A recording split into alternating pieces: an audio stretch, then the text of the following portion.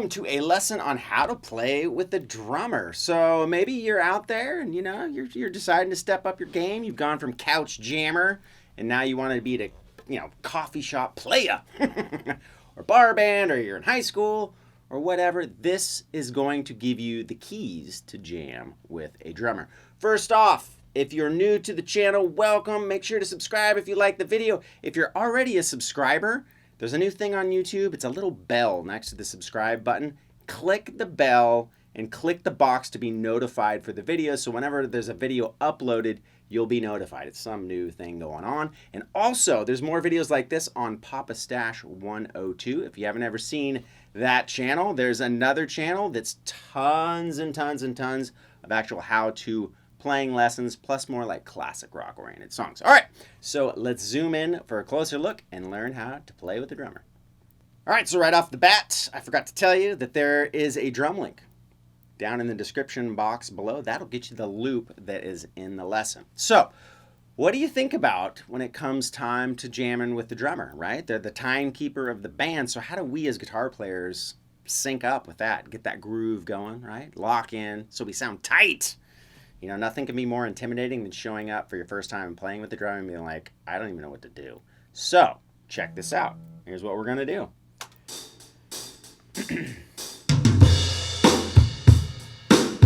Right? This is our beat. So if you notice, there's a hi-hat. It's that thing that's going... There's the snare, that, and then there's the kick. It's the low part, So, what we want to start doing is figuring out how do we sync up with that, because that is the groove. What can we do to lock in our rhythm playing with that? That's a good start, is to try to sync up with that, because if you're hitting with those hi-hats, the kick, or the snare, at least you're going to be in time, and at least that pulse and the feel of the drummer is going to be mimicked by your guitar. Okay, so what can we do? Let's try to just sync up without even making chords. We'll just do that sort of a thing. Let me turn off my delay here. And just try to line up with the hits of the drummer. Okay, so check it out.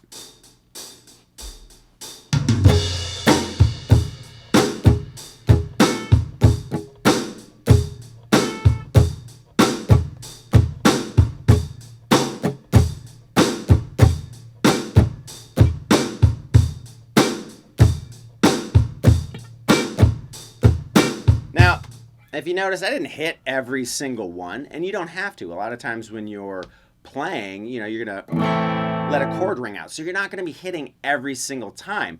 But coming back into the beat, it's great to always hit on one of those kicks or those snares. So what does that sound like if we actually apply it with the strum pattern? Check it out. Here we go. 8, 4.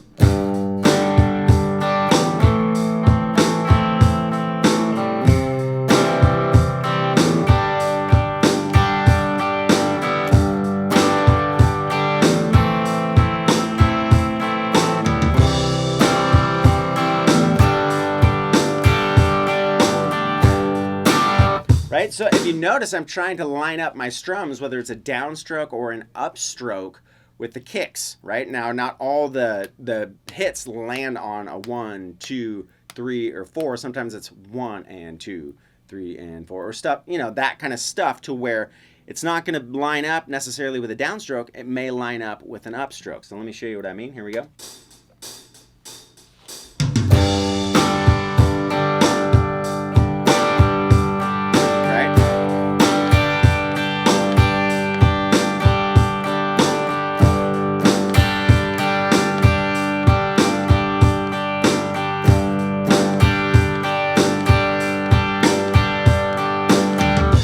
So a lot of those kicks are on an upstroke, okay? And then a lot of them are also on a downstroke too. And then we can start to play off what the snare is doing too. Now, we don't have to strum. We could do like a muted chord pattern as well. So check this out.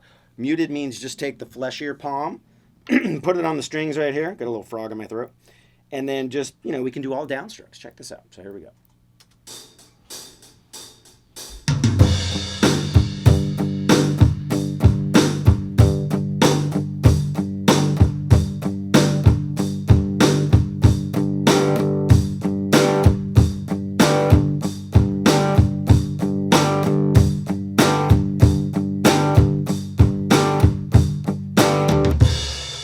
was doing there is on some of the kicks. It's one of those things you can't get out of. You're filming and it's all of a sudden there's something in your throat, and what do? Well, you keep going. So if you noticed on some of those kicks, I just let an actual chord ring through without being muted. That's kind of accenting. That's another thing that we can think about, is accenting certain notes. Even on a strum, you don't want them all to be the same volume. Maybe you hit one harder with the kick, and then the in-between time to the next kick, you keep, or snare, you keep the volume light, and then hit it again when it comes around. That's all the things that start to help establish a groove, right? It's that, how you're playing with the drummer. A drummer doesn't hit every note with the same velocity. Some beats are louder, more accented, like the one. He may come in with a cymbal crash or something like that, and it's more of an accent. We can mimic that on guitar as well. So that was an example of, a little strum and a little muted. Let's put those together. I'm going to use G, A minor, C as my progression. All right, so we'll do a little of each, and then we'll get into how to do it with single notes as well. So check it out. Here we go. Let's do strum.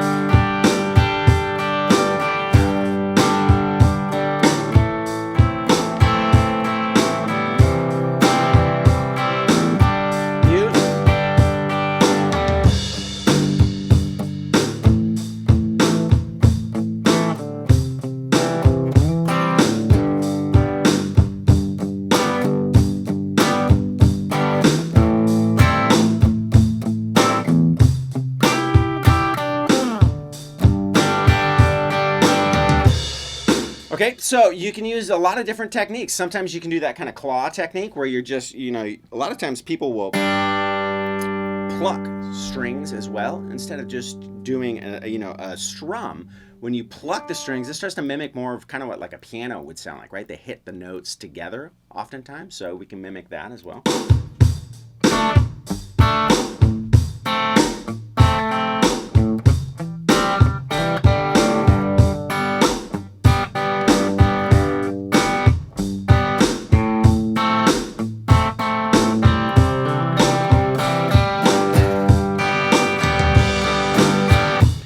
So you listen for the kicks and the snares. The hi-hat is a good thing because it's subdividing time, right? Like if we play with the metronome, it's like click, click, click. And so there's a lot of space in between those two clicks to get lost. What's great with the hi-hat is it subdivides time more. So there may be 4 hi-hats in between each click. That'll help us start to line up our strokes, whether it's a downstroke, upstroke, whatever. It helps us to line it up easier than just waiting for those clicks. Now, if you want to get really serious, a metronome can be a great thing just because of that fact that it is more difficult to line up with. Now, today's metronomes, they have 8th notes, all sorts of subdivisions of time or whatever.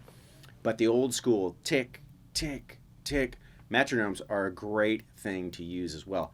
Got to start playing to a beat of some kind, especially if you want to play in bands. It's everything. So work with that. Got the drum loop down below. So we can do this in rhythm, right? Let's do a couple of ideas. I'll do some single picked ideas. So here we go. Maybe I'll throw it all together. Check it out.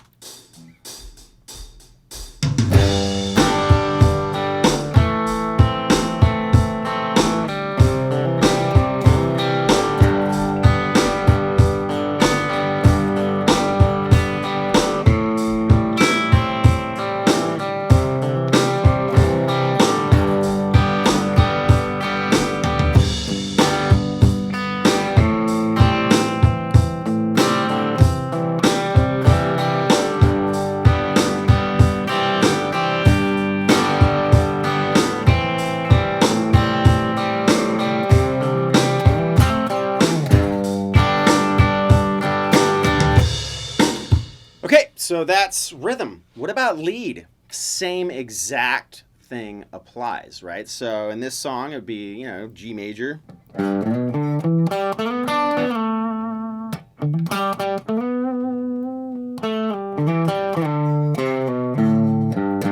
That sort of a thing. And I'm going to do the exact same thing. I'm going to look to line up with those, the hi-hat, the kick, or the snare when I'm doing my lead lines, because you want your lead lines to be rhythmic as well. Your phrasing, timing is everything.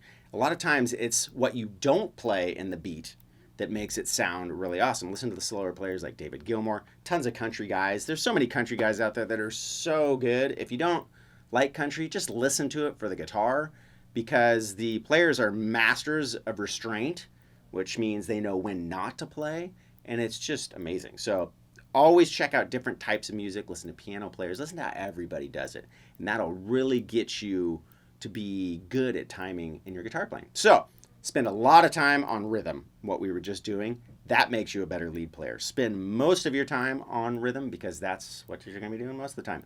Then go on to lead. You can do this exact same things. Check it out.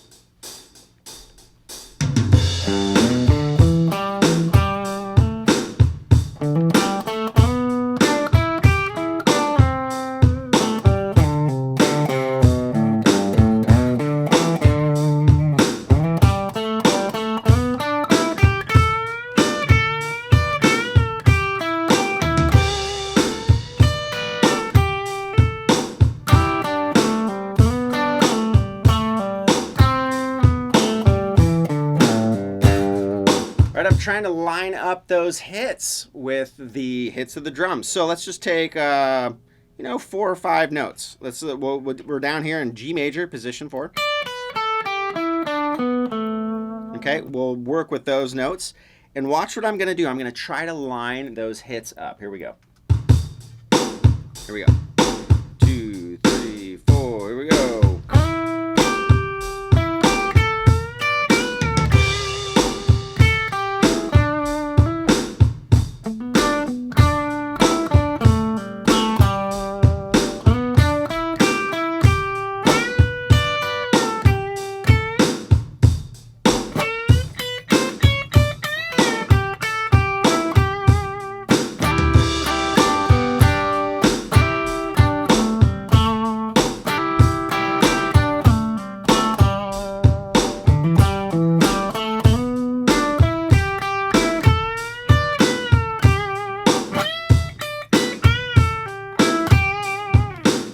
So just spend time doing that. A lot of times what I'll do when I'm practicing my lead lines is I'll do just that. I'll put on a drum track and just try to play to the drum track, because then you start practicing your scales, your licks, your idea to, a situation that's actually going to apply when you play with a band, right? You're going to be doing, even if you're learning songs just for fun, it makes you a better rhythm player. Find out what the tempo of a song is. Say you're learning, whatever, your favorite band.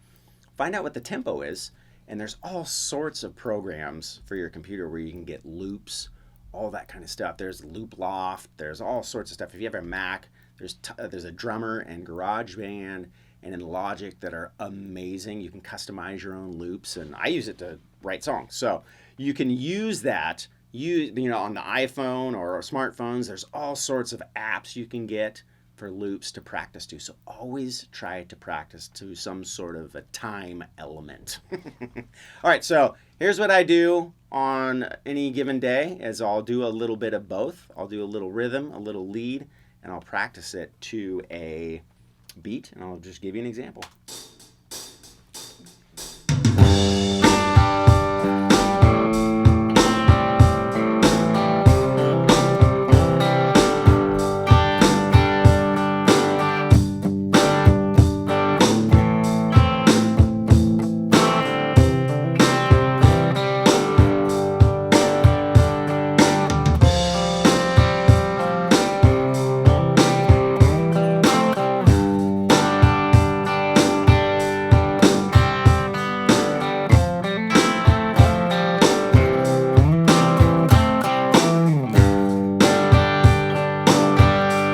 Right, I'm not hitting every note in perfect timing, but it's just getting that thing going. I struggle with single note phrases, so I work on that a lot. Just keep working it, keep working it. You don't have to be perfect. It's all learning for everybody. I still choke on this kind of stuff every day, but I'll tell you what, at the end of the month, it really helps. So let's mix a little lead, a little rhythm.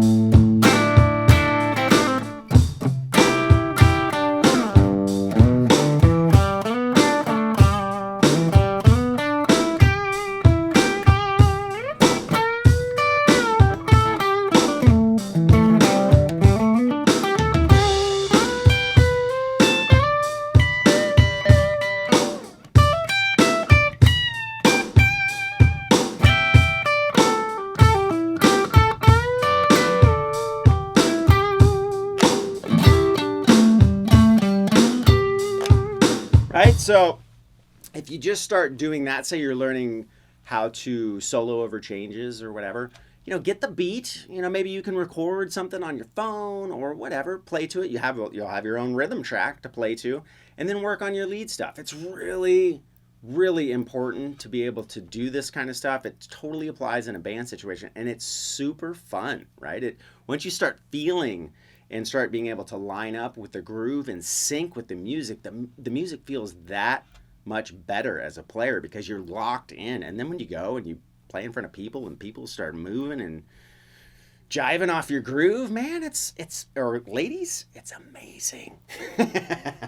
So try doing that. I would suggest, downloading the track and try playing. If you can practice an hour, try 30 minutes a day. I promise you it will make huge, huge, huge improvements on your playing. Yes! Way to go. Don't forget the bell button. If you're a subscriber already, you got to click the little bell. That'll get your notifications. And if you're a Papastach 102 subscriber too, go over there, do me a huge favor, click the bell on that channel as well. You guys are amazing. Thank you so much for the help. If you got an idea or you want some, further instruction on stuff like this, leave me a comment below. Let me know what you want to see, and I'll catch you next time.